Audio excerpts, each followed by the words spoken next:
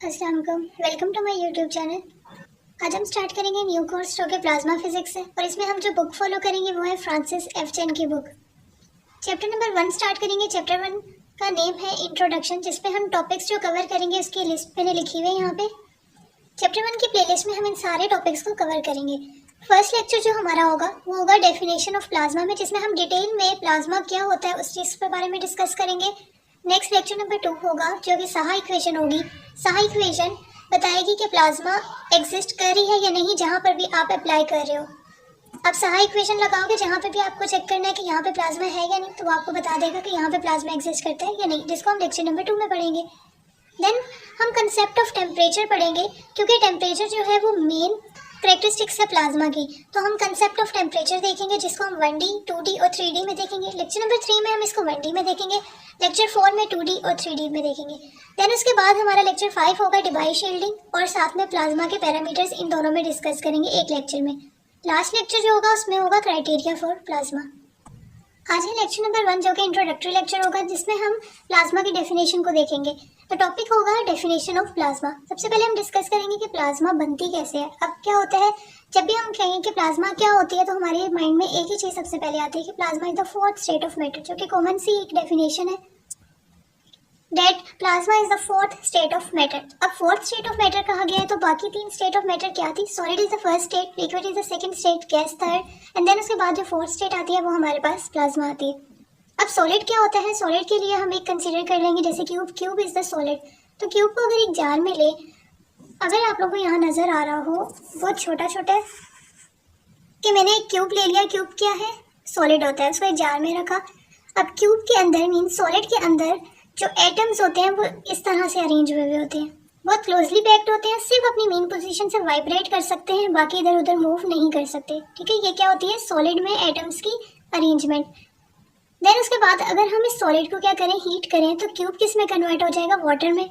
Water is the liquid, तो solid किस में कन्वर्ट हो गया? लिक्विड में, हीट देने से। अब लिक्विड के अंदर जो मॉलिक्यूल्स और एटम्स होते हैं उनकी अरेंजमेंट इस तरह से होती है। ठीक है, बहुत ज़्यादा दूर दूर नहीं होते, लेकिन कुछ ना कुछ दूर दूर होते हैं एज कम्पेयर टू सॉलिड। उसके बाद क्या, अगर हम लिक्विड को और ज़्यादा हीट दें तो क्या होगा कि लिक्विड जो होगी गैस में कन्वर्ट हो जाएगी बाय वेपोराइजेशन। तो ये जो लिक्विड है इसमें वेपोराइजेशन हुई तो किस में कन्वर्ट होगी? गैस में। अब गैस में मॉलिक्यूल्स किस तरह से अरेंज हुए होते हैं? इस तरह बहुत दूर दूर होते हैं और रैंडम मूव कर रहे होते हैं। देन उसके बाद ये अभी तक क्या है? Third state. अब जब आप गैस को फर्दर हीट करोगे तो जब टेम्परेचर बहुत ज़्यादा बढ़ जाएगा तो क्या होगा? फोर्थ स्टेट आ जाएगी, जो कि हमारे पास आयनाइज स्टेट ऑफ मैटर होती है, और ये क्या होती है? प्लाज्मा। अब प्लाज्मा कैसे बना, गैस से प्लाज्मा कैसे बना उसको देखते हैं। हमारे पास गैस में क्या थे? मॉलिक्यूल्स ऐसे अरेंज हुए हुए थे। अगर मैं इसमें से एक मॉलिक्यूल ले लूँ तो उसके अंदर क्या होगा? जो इलेक्ट्रॉन्स हैं वो शेल्स में इस तरह से अरेंज हुए हैं, और उसके आउटर मोस्ट इलेक्ट्रॉन्स कितने हैं? 8 इलेक्ट्रॉन्स हैं। 1 2 3 4 5 6 7 और यहाँ पे एक और है 8। अब क्या होगा, मैंने इसमें से भी एक मॉलिक्यूल उठा के उसकी अरेंजमेंट दिखाई है और जूम किया तो इस तरह से हुआ। अब यहाँ पे जब आप क्या करते हो, टेम्परेचर को फर्दर इंक्रीज करते हो, जब बहुत ज़्यादा टेम्परेचर इंक्रीज होगा तो यहाँ से एक इलेक्ट्रॉन क्या होगा? बाहर चला जाएगा, नॉकआउट हो जाएगा। जब एक इलेक्ट्रॉन यहाँ से चला गया तो इसके ऊपर क्या साइन आ जाएगा? पॉजिटिव साइन आ जाएगा, क्रॉस नहीं है, प्लस साइन है। ठीक है, जब यहाँ से कोई इलेक्ट्रॉन जाता है तो उसके ऊपर क्या साइन आ जाता है? प्लस।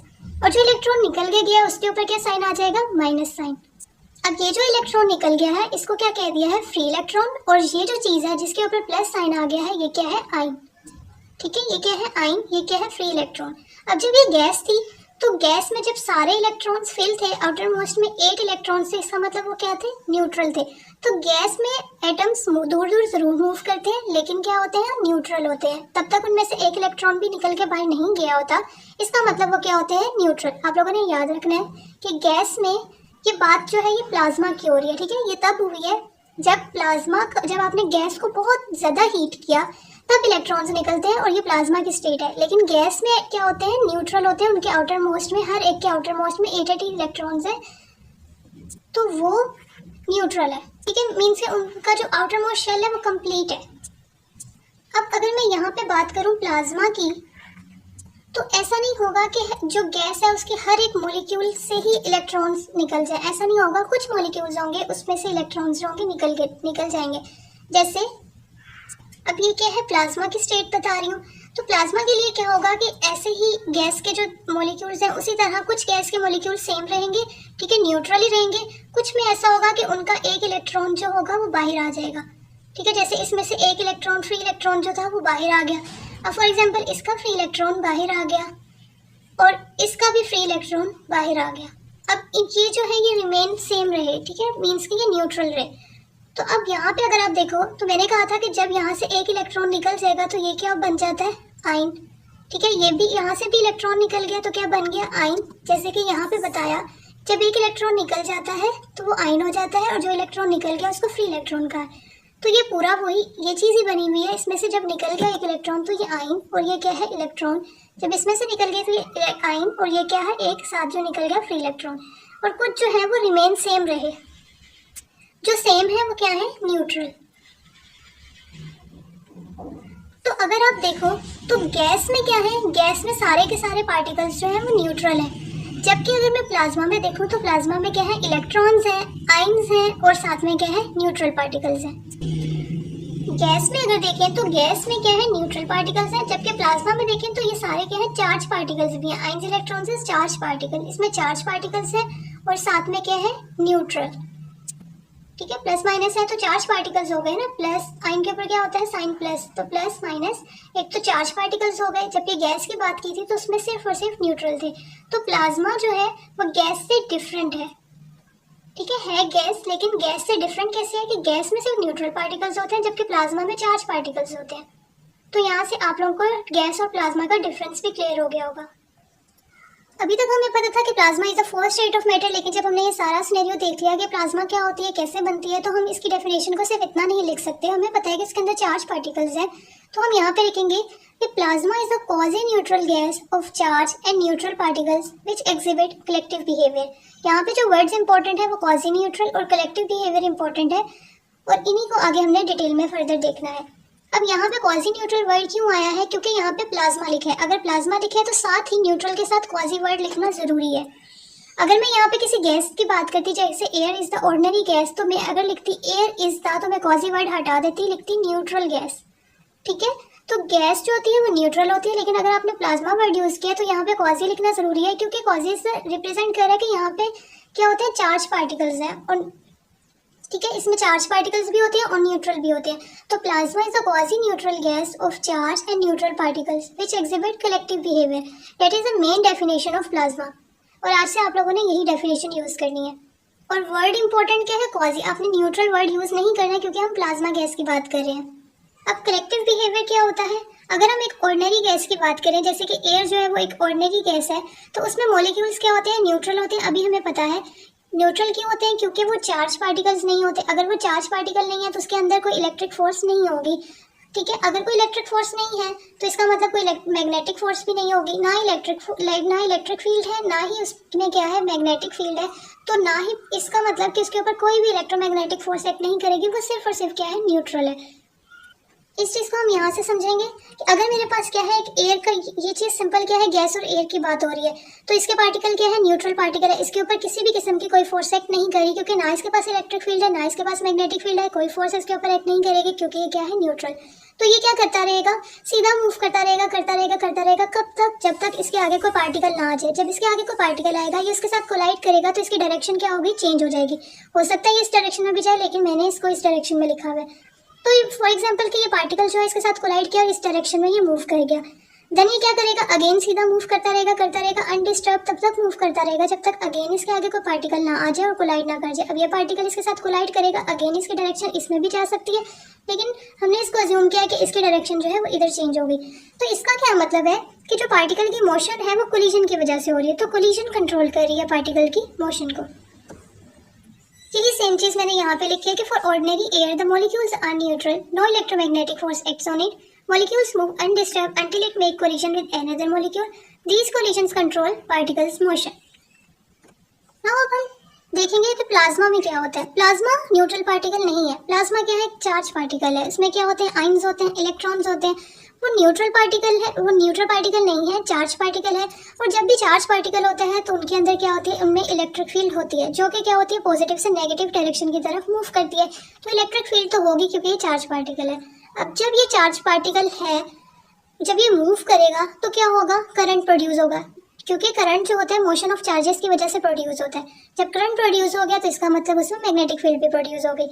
ये सारी चीज़ें, इलेक्ट्रिक फील्ड, मैग्नेटिक फील्ड कैसे प्रोड्यूस होती है हम ईएमटी में डिटेल में देख चुके हैं। तो आप लोगों को पता होगा कि जैसे ही इलेक्ट्रिक फील्ड तो होगी क्योंकि चार्ज पार्टिकल है, और जब चार्ज पार्टिकल मूव करते हैं तो करंट प्रोड्यूस होता है, और जब करंट प्रोड्यूस होता है तो मैग्नेटिक फील्ड भी आती है। तो इसका मतलब कि प्लाज्मा में इलेक्ट्रिक फील्ड भी होती है और मैग्नेटिक फील्ड भी होती है।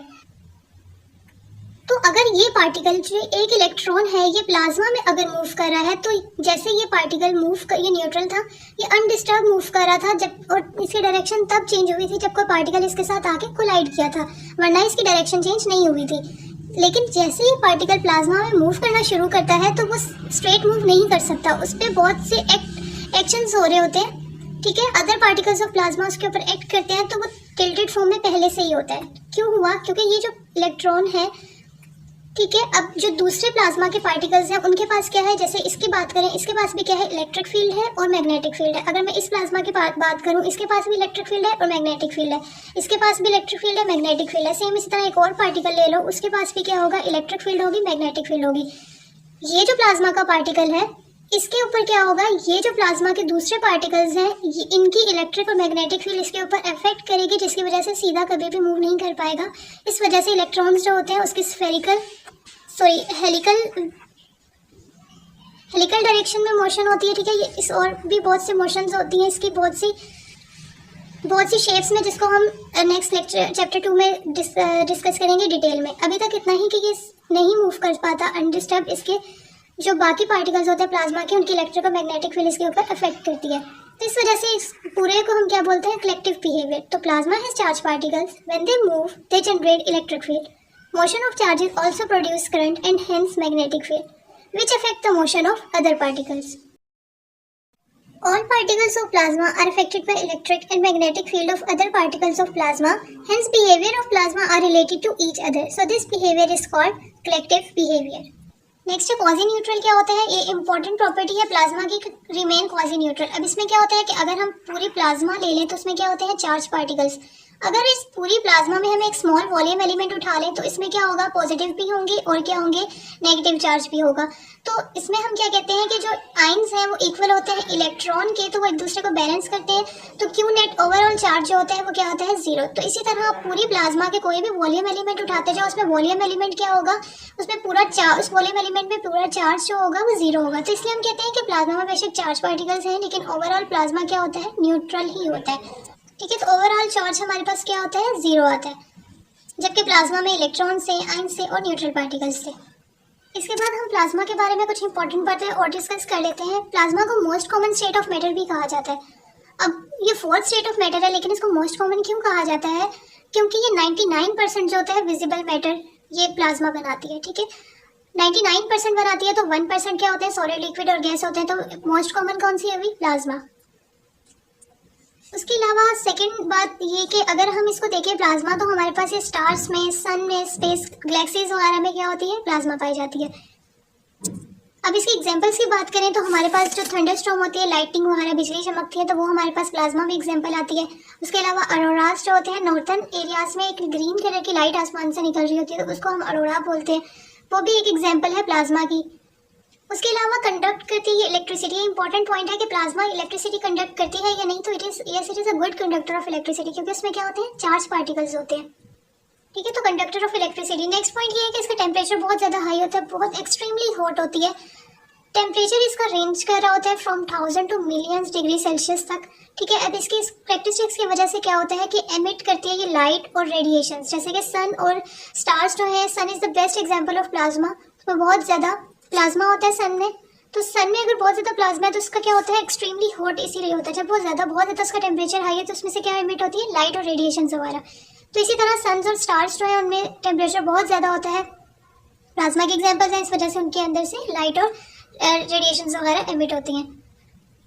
उसके बाद अगर हम प्लाज्मा को देखें तो प्लाज्मा जो है वो सिमिलर टू गैस है, लेकिन गैस में न्यूट्रल पार्टिकल्स होते हैं और प्लाज्मा में देखें तो चार्ज पार्टिकल्स होते हैं।